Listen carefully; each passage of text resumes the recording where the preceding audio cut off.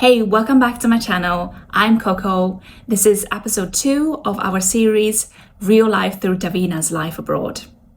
After surviving her first day at the university last week, Davina is facing another very real student experience in the UK. Lunchtime at university cafeteria.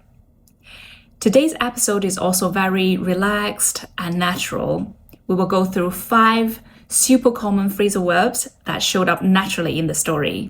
You can use them when you feel tired, overwhelmed, or new in a place. Alrighty, let's get into it. By lunchtime, Davina was already exhausted. Her morning lectures felt fast, confusing, and way too long. She grabbed her phone, checked the time, and headed to the university cafeteria. The second she walked in, she almost turned around. The place was packed. Students were squeezing past each other.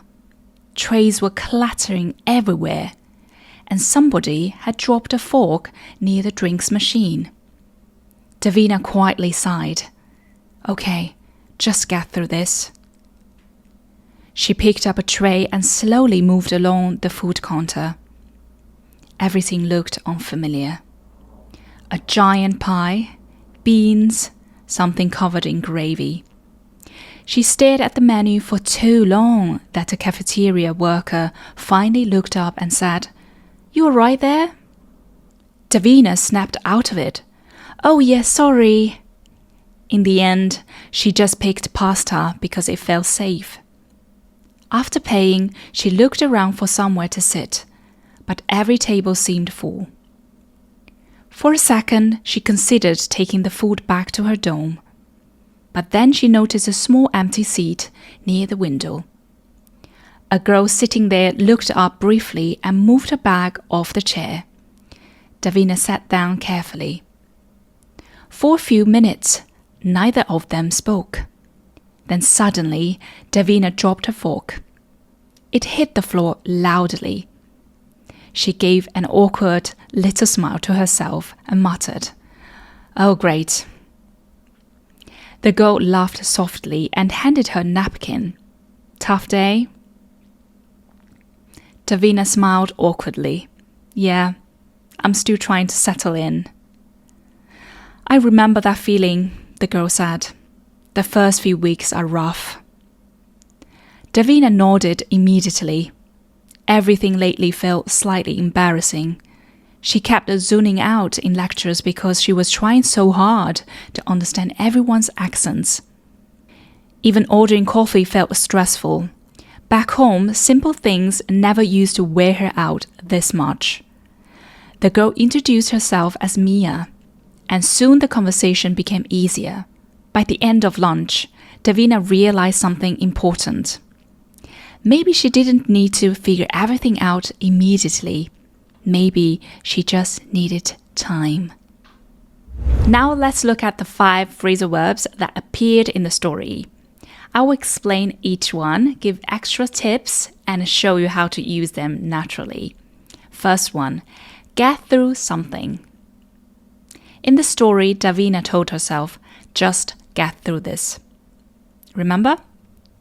This means to survive or finish a difficult situation. Honestly, I use this phrase so much when I first moved to the UK. You know, just like grocery shopping, you have to suddenly use another language. So it can be quite overwhelming, right? So I literally tell myself, okay, just get through today. All right, let's look at the examples. I need coffee to get through this class. How did you get through exam season? We will get through it. Now say it out loud after me. I just need to get through this. I just need to get through this. Second one, snap out of it. In the story, the cafeteria worker spoke and Davina snapped out of it.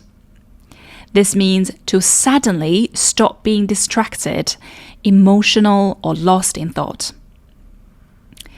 I still do this sometimes when I'm tired, to be honest. Someone talks to me and I realize I've been staring into spaces for a while. Let's look at examples. Hey, snap out of it. I was daydreaming and suddenly snap out of it. She needs to snap out of her bad mood. All right, let's repeat after me. I snap out of it. I snap out of it. The third one, zone out. In the story, Davina kept zoning out in lectures. This means your attention disappears and you stop listening properly. I'm sure this happens to everyone. Am I right? Especially in long lectures or meetings or when somebody talks too much. Let's look at the examples. Sorry, I zone out for a second.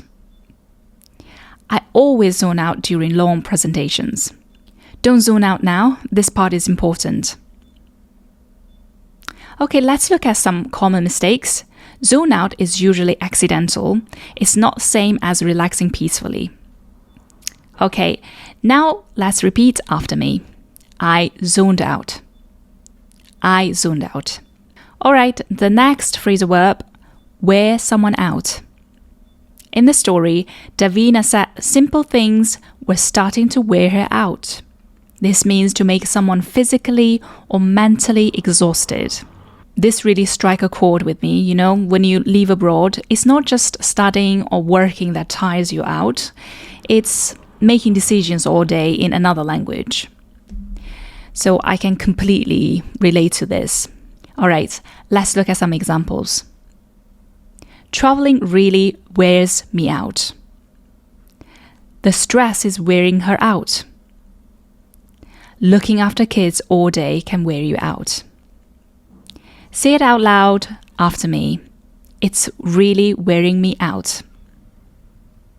It's really wearing me out.